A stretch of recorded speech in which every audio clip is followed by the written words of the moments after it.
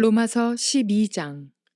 그러므로 형제들아, 내가 하나님의 모든 자비하심으로 너희를 권하노니 너희 몸을 하나님이 기뻐하시는 거룩한 산 제물로 드리라. 이는 너희가 드릴 영적 예배니라. 너희는 이 세대를 본받지 말고 오직 마음을 새롭게 함으로 변화를 받아 하나님의 선하시고 기뻐하시고 온전하신 뜻이 무엇인지 분별하도록 하라. 내게 주신 은혜로 말미암아 너희 각 사람에게 말하노니 마땅히 생각할 그 이상의 생각을 품지 말고 오직 하나님께서 각 사람에게 나누어 주신 믿음의 분량대로 지혜롭게 생각하라. 우리가 한 몸에 많은 지체를 가졌으나 모든 지체가 같은 기능을 가진 것이 아니니 이와 같이 우리 많은 사람이 그리스도 안에서 한 몸이 되어 서로 지체가 되었느니라. 우리에게 주신 은혜대로 받은 은사가 각각 다르니 혹 예언이면 믿음의 분수대로, 혹 섬기는 일이면 섬기는 일로, 혹 가르치는 자면 가르치는 일로, 혹 위로하는 자면 위로하는 일로, 구제하는 자는 성실함으로, 다스리는 자는 부지런함으로, 긍휼을 베푸는 자는 즐거움으로 할 것이니라. 사랑에는 거짓이 없나니 악을 미워하고 선에 속하라. 형제를 사랑하여 서로 우애하고 존경하기를 서로 먼저 하며 부지런하여 게으르지 말고 열심을 품고 주를 섬기라. 소망 중에 즐거워하며 환난 중에 참으며 기도에 항상 힘쓰며 성도들의 쓸 것을 공급하며 손 대접하기를 힘쓰라. 너희를 박해하는 자를 축복하라. 축복하고 저주하지 말라. 즐거워하는 자들과 함께 즐거워하고 우는 자들과 함께 울라. 서로 마음을 같이하며 높은 데 마음을 두지 말고 도리어 낮은 데 처하며 스스로 지혜 있는 채 하지 말라. 아무에게도 악을 악으로 갚지 말고 모든 사람 앞에서 선한 일을 도모하라. 할 수 있거든 너희로서는 모든 사람과 더불어 화목하라. 내 사랑하는 자들아, 너희가 친히 원수를 갚지 말고 하나님의 진노하심에 맡기라. 기록되었으되 원수 갚는 것이 내게 있으니 내가 갚으리라고 주께서 말씀하시니라. 네 원수가 줄이거든 먹이고 목마르거든 마시게 하라. 그리함으로 네가 숯불을 그 머리에 쌓아 놓으리라. 악에게 지지 말고 선으로 악을 이기라. 자, 좋은 아침입니다. 오늘도 성령님께서 여러분과 함께 하시고 은혜와 평강 주시기를 주의 이름으로 축복합니다. 자, 오늘은 로마서 12장 말씀을 통해서 하나님께서 우리에게 주시는 음성을 들을 수 있기를 바랍니다. 우리가 지금까지 배운 것처럼 로마서는 크게 두 단락으로 구분할 수 있다고 그랬습니다. 그 첫 번째 단락은 1장부터 11장까지입니다. 그래서 우리는 보통 교리장, 하나님과의 우리 관계에서 우리가 누구인가 하는 것을 교리적으로 설명해내는 그것은 장이었고 12장부터 16장까지에 걸쳐서는 이제 윤리관, 도대체 기독교인, 하나님 앞에 죄인으로서 구속함을 받고 용서함을 받은 우리는 어떻게 살아야 할 것인가에 대한 크리스찬의 삶에 대한 이야기를 하고 있는 것이 12장부터의 내용이라고 여러분에게 말씀을 드렸습니다. 그래서 오늘은 12장 한 장 전체에 괴간해야 되는 설교를 하고 다음 시간부터 시작해가지고 12장은 조금 자세하게 나누어서 몇 번에 걸쳐서 배워야 할 것이 있는 것 같습니다. 자, 앞에도 말씀을 드렸지만은 한번 로마서 전체를 의의 관점에서 righteousness의 그 관점을 가지고 한번 살펴보면 이렇게 설명을 할 수 있을 것 같아요. 1장부터 3장까지는 우리 인간에겐 바른 의의가 없다. 하나님이 인간의 삶의 기준으로 주시는 의의가 righteousness가 인간에겐 도저히 없다. 그래서 우리는 진노 아래에 있고 그래서 우리는 하나님의 심판을 피할 수가 없고 모든 사람이 의인이 한 명도 이 세상에는 없다. 모두 죄인이다 하고 하나님이 규정하시는 것. 아느냐? 너희들은 전부 죄인이다. 진노 아래에 있다. 심판 아래에 있다. 하고 있는 것이 그래서 유대인도 이방인도 하나님 앞에 의롭다고 인정을 받을 자가 아무도 없다. 그걸 선포하고 있는 것이 1장부터 3장까지의 이야기예요. 한마디로 말해서 우리에게는 하나님이 원하시는 의의가 없기 때문에 우리의 삶이 저주와 심판 가운데 있는 것이다. 그것은 옛날이나 지금이나 동일한 것이고 어느 민족에게나 부자고 가난한 자고 나이가 많은 자고 어린 자고 유대인이고 이방인이고 얼굴의 색깔과 관계없이 동일한 결론을 성경은 말하는데 우리는 죄 아래 갇혔다.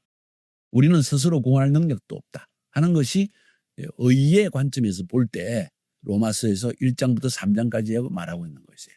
선언이에요. proclamation이에요. 너희들은 죄인이다. 인정합니까?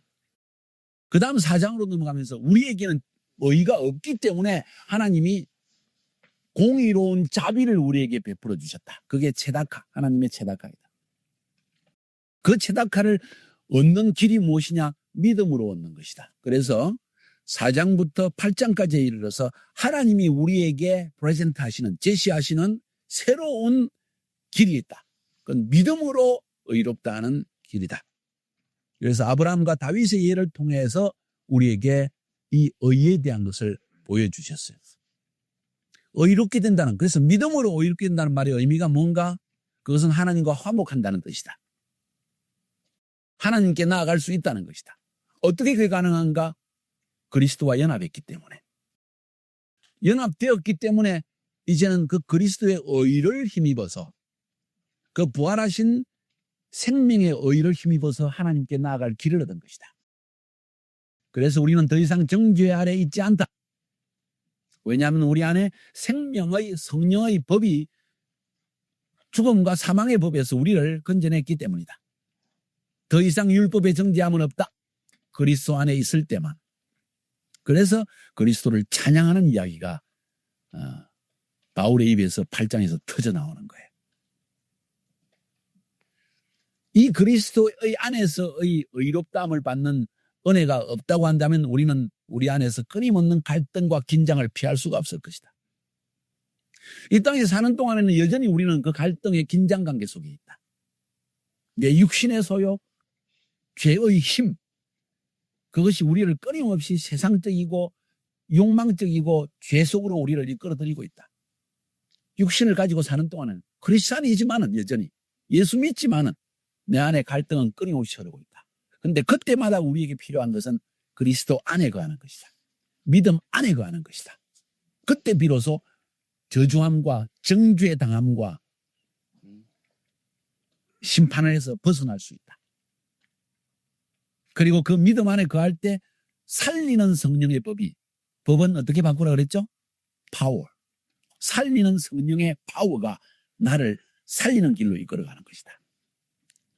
그래서 우리는 살아있는 동안에 숨이 꼴깍 넘어가는 순간까지 끊임없이 그리스도 안에 있어야 된다. 믿음으로 그리스도를 바라보고 살아야만 우리는 살 수가 있다. 자, 그러면 구체적으로 우리가 어떻게 살 것인가 하는 이야기를 12장부터 하고 있는 거예요. 그러면 살리는 성령의 파워를 따라 사는 삶은 어떤 것인가 하고 길을 제시하고 있는 것이 12장부터 16장까지의 이야기라는 것입니다. 이제는 그리스도를 힘입어 의롭다함을 받은 우리들, 살리는 성령의 법을 따라 살아가는 우리들, 그러면 살리는 성령이 우리를 이끄는 삶의 방향이 무엇인가 하는 것을 말해주는 것이 12장부터 16장까지의 이야기라는 것입니다. 그러면서 이 12장부터 16장, 특별히 12장부터 15장까지가 우리 크리스찬의 삶에 대한 이야기를 쭉 자세하게 풀고 있는데 그 안에서 전반적으로 말하는 것을 간단하게 요약한다면 내 개인은 하나님 앞에 어떻게 살아야 될 것인가 하는 이야기를 다루고 있고 내 개인이 하나님 앞에 어떻게 살아야 될 것인가. 개인의 삶. 두 번째로는 사회 공동체 안에서의 삶 어떻게 살 것인가. 우리는 사회 안에 살고 있잖아요. 교회 공동체, 사회 공동체, 국가 공동체, 민족 공동체. 그 안에서 공동체 안에서 어떻게 살 것인가. 이 관계에 대한 이야기예요. 우리 삶의 행복과 불행의 feeling, 느낌은 전부 관계 안에서의 잘못될 때 오는 거예요. 그죠? 그래서 사회 공동체 안에서의 삶은 어떻게 살 것인가. 그 다음 중요한 것은 그러면 교회 공동체 안에서는 어떻게 살 것인가. 교회 공동체 안에 있는 형제자매는 누구인가? 나에게 어떤 의미를 지니는가? 그들에게 어떻게 대해야 할 것인가? 형제라고 내 마음대로 할 것인가? 무엇이 바른 관계인가? 하는 교회 공동체 안에서의 관계의 삶을 가르치고 있는 거예요. 이게 지금 12장부터 15장까지. 그래서 이 크리스찬 라이프에서 크게 분류한다면 나와 하나님과의 관계, 나와 이웃과의 관계. 관계에 대한 이야기를 다루고 있다는 거예요. 나는 내 멋대로 내 혼자 사는 게 아니에요. 내 집에서 마음대로 아침에 자고 일어나서 이불 팽개쳐버리고 가면 누가 다른 사람이 챙겨주고 밥 대신 너 때문에 누군가 해주고 자기를 위해 세탁 다 해주고 나는 밥만 먹고 사는 호텔처럼 사는 곳이 아니라는 거지. 관계 안에서 사는 삶이라는 거예요. 여러분의 어머님도 여러분의 젊은 시절에는 그렇게 살지 않았다는 거예요. 근데 왜 희생하고 살아야 되냐? 우리는 서로 희생해야 된다. 이해가 되나요? 이해가 되는 이야기예요. 아주 기본적인 관계에 대한 이야기를 성경은 우리에게 가르치고 있는 거예요. 사실 하나님이 유대인에게 주신 토라, 창세기부터 신명기까지의 모든 율법은 우리가 생각하신 막 얽어매는 율법이 아니라 바르게 사는 길을 제시한 것이 율법이에요. 무엇이 바른 삶인가? 하나님 앞에 바른 삶은 무엇인가? 또 다른 사람과의 관계 안에서 바른 삶은 무엇인가 하는 그 바른 삶의 길을 제시한 것이 토라라는 거예요. 토라. 창세기부터 신명기까지의 모세 오경의 책을 토라라고 그러잖아요. 그게 법, 바르게 사는 법을 가르치는 거죠. 사실은 사도 바울이 그것을 요약해가지고 지금 12장부터 15장까지 해서 바르게 사는 법, 토라를 재해석해 주는 거예요. 예수님께서 복음서에서 수많은 바리새인들에게 자기 지체들에게 말씀하신 것, 산상수 모든 것은 토라를 해석해 준 거예요. 토라의 근본 정신이 무엇인지를 바르게 가르쳐 준 거죠. 율법적으로 겉으로 보이도록 그냥 해라 하는 것이 아니고 그 율법의 기본 정신이 무엇인가? 그것은 너희를 위한 법이다. 안식일도 외형적으로 지키라는 것이 아니라 사람을 위한 것이다. 왜? 사람이 하나님과의 바른 관계를 깨달아 알기 하기 위해서 주신 것이 안식이다. 근데 냉장고 문을 닫을 수 없어서 안식일에 옆집 사람을 이방인을 부른다면은 이거 뭐 잘못된 거지 사실은. 이 기본 근본 정신을 주님이 가르치고 있다는 사실이에요.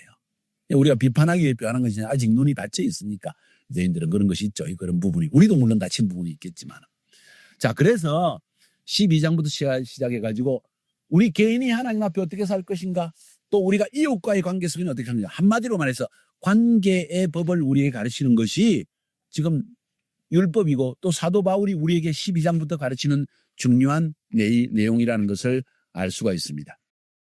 12장만 살펴보면 그 안에서 저는 몇 단락으로 한번 구분해 볼 수가 있습니다. 그것은 하나, 둘, 셋, 넷, 한 4단계로 저는 쉽게 구분해 보았습니다. 첫 번째 부분은 1절부터 1절, 2절 떼어서 하나님과의 관계. 하나님과의 관계는 어떻게 해야 할 것인가. 그 다음 3절부터 8절까지에서는 공동체 관계는 어떻게 할 것인가. 공동체, 그죠? 하나의 그룹 안에서, 특별히 교회 공동체, 사회 공동체 안에서는 어떻게 할 것인가. 특별히 교회 공동체 안에서 어떤 생각을 가지고 행동해야 할 것인가. 그 다음 세 번째, 9절부터 13절까지에서는 기본적인 이웃 관계, 공동체가 아니고 내 옆에 있는 사람, 내가 대하는 사람, 좁게 들어가는 거예요. 내 바로 옆에 있는 이웃 사람과의 기본적인 관계는 어떤 마음으로 살아야 할 것인가. 네 번째로 14절부터 21절까지에서는 우리 관계의 삶에서 긴장들이 일어나는데 긴장 관계 속에서는 어떻게 살 것인가. 난 이렇게 표현하겠어요. 다른 사람과 긴장 관계가 있다는 거예요. 살다 보면 남편과 아내의 긴장 관계, 원수라는 긴장 관계, 미운 사람에 대한 긴장 관계, 그 긴장 관계, 컨플릭트가 일어날 때의 관계 속에서는 우리가 어떤 마음으로 살아야 할 것인가. 이것을 지금 12장에서 우리에게 풀어준다고 저는 느껴집니다. 그래서 이 12장을 크게 4단락으로 저는 구분해 본 거예요. 그 첫 번째 부분 한번 총론적으로 제너럴하게 한번 이야기해 볼 때 하나님과의 관계는 어떻게 살아야 할 것인가 할 때 하나님을 생각하며 살아라는 거예요. 쉽게 말하면 하나님의 뜻을 먼저 생각하는 것을 기본으로 삼아라. 무슨 일이 일어날 때마다 이게 하나님이 기뻐하시는 일인가? 어떤 사람이 묻습니다. 교회 가면 담배 피우게 되나? 술 끊어야 되나요? 담배 끊어야 되나요? 그게 하나님이 기뻐하는지 안 하는지 그걸 먼저 생각하라는 거예요.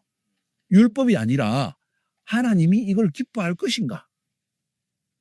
나에게 몸에 해가 된다면 아마 기뻐 안 하실 것 같아. 나에게 유익된 걸 하나님이 주시기를 원할 것 같아.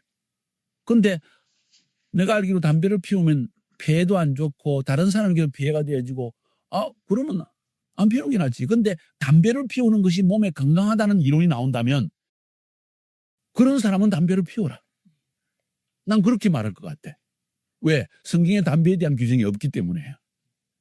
그렇지 않겠어요? 이 기본적인 관계의 생각은 하나님이 뭘 기뻐할 것인가? 하나님의 뜻을 먼저 생각해 보아라.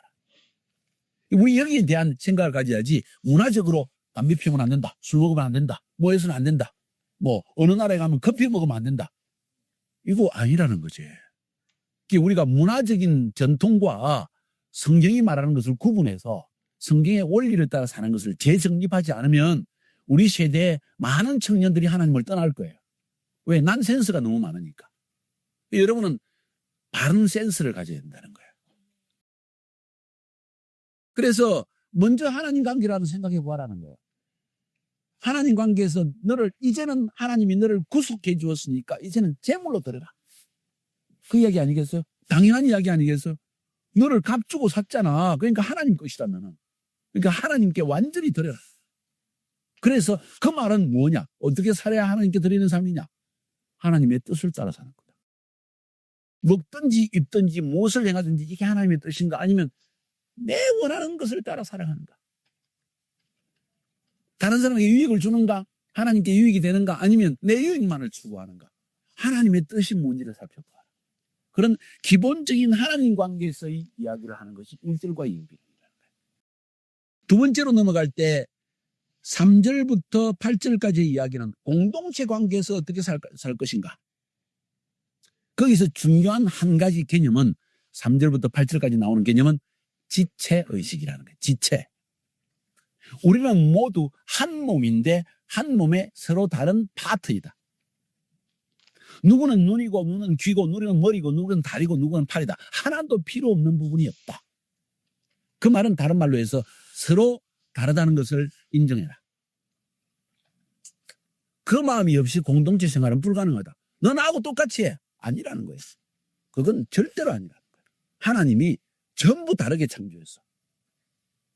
몸의 구조를 봐도 각 사람의 구조가 다 틀려. 어떤 사람은 코가 스트롱한데 나는 코가 약해서 조금 피곤하면 벌써 코 엘러지가 시작돼.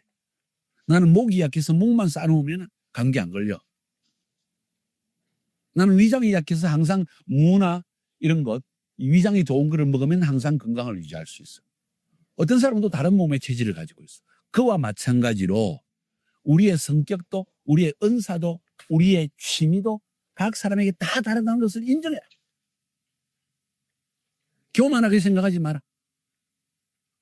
각 사람은 자기의 믿음의 분량이 있는데 어떤 사람은 큰 믿음이 있고 어떤 사람은 작은 믿음이 있는데 작은 믿음의 사람 보고 너 왜 그러냐고 하지 마라.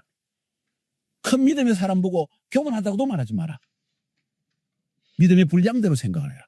하면서 지체 안에서 우리가 어떻게 살아야 할 것인가 하는 기본 원리를 가지고 있다는 거예요. 지체의식. 각 사람은 다르다. 인정해라. 하나님이 그렇게 만드셨는데 네가 감히 뭐라고 이야기를 하느냐. 그것을 말하는 것이 3절부터 8절까지의 이야기라. 그 다음 9절부터 13절까지 이야기는 기본적인 이웃관계. 자, 그러면 내가 다른 사람과 관계할 때 어떻게 관계하며 살아야 할 것인가? 저는 생각할 때 여기서 두 가지를 가르친다고 생각해요. 사랑으로 관계해라. 두 번째, 섬김으로 관계해라. 날 사랑해달라, 나를 왜 위해주지 않느냐 하고 요구하기 시작하면 율법이 되어버리고 그 다음에 피곤해진다. 오히려 사랑하려고 해라. 그 사랑의 구체적인 방법 중에 한 가지가 섬기는 것이다. 섬김을 받으려고 하지 말고 물 좀 갖다 줘 하지 말고 내가 목마르지 이 사람도 목마르겠지 하고 물을 먼저 갖다 줘라. 섬김의 마음으로 사는 것이 기본적인 이웃관계의 출발점이다. 아니, 그게 바텀라인이다. 가장 기본이다. 근데 대부분의 사람은 나를 섬기라, 나를 사랑해라, 왜 나를 사랑해주지 않느냐, 왜 나를 섬기지 않느냐, 이것 때문에 불만이 일어나는데 그런 인식이 각 가정 공동체 교회 안에 있다고 생각해 보세요. 얼마나 피곤할까? 얼마나 피곤할까? 매일 요구하고 사니까 전부 다가 서로 요구해. 그게 저주의 삶이라는 거예요. 다른 것이 아니고. 사랑하려고 하라. 그 사랑의 구체적인 방법은 섬기려고 하라. 그게 기본적인 이웃관계이다. 마지막으로 14절부터 21절에는 우리 삶에 항상 긴장관계가 있다. 특별히 이웃관계, 공동체관계, 가족공동체, 교회공동체, 직장공동체 항상 긴장, 컨플릭트가 일어난다. 텐션이 일어난다. 텐션. 그죠? 그 긴장이 일어날 때 우리는 어떤 마음으로 긴장관계를 해결할 것인가? 축복의 마음으로 하라. 핍박하는 자를 축복하라. 원수가 줄이거든 먹이고 목마르거든 마시오라. 축복의 관계로 행하라. 그러면 나머지는 알아서 주님이 하신다. 심판을 하시든지 축복을 하시든지. 축복이 그 사람 받을 만한 그릇이 못 되면 축복은 나에게 돌아온다. 축복의 마음으로 긴장관계를 해결하라. 판단의 마음으로 하지 마라. 축복의 마음은 축복이 나에게 돌아오는 것이다. 판단은 판단으로 돌아온다. 긴장관계 속에서 우리가 지내야 될 이것이 가장 기본적인 모습이다. 저는 이것이 지금 12장 전체에서 기본적으로 우리에게 가르치는 가장 중요한 핵심적인 내용이 아닌가 하는 생각을 가지게 됩니다. 이 기본적인 그림을 딱 가지고 12장을 하나씩 살펴본다면 정말 율법이 우리에게 주는 내용이 무엇인가, 뭘 가르치고 있는 것을 알 수 있을 것입니다. 이건 예수 믿는 사람에게 뿐만 아니라 믿지 않는 불신자에게도 동일하게 적용되는 법이 아니겠는가 하는 생각을 저는 가지게 되어집니다. 이런 기본적인 큰 그림을 가지고 한번 12장을 여러분이 다시 한번 지금 읽어보시고 한번 옆에 사람과 나눠 보시기를 주의 이름으로 축복합니다.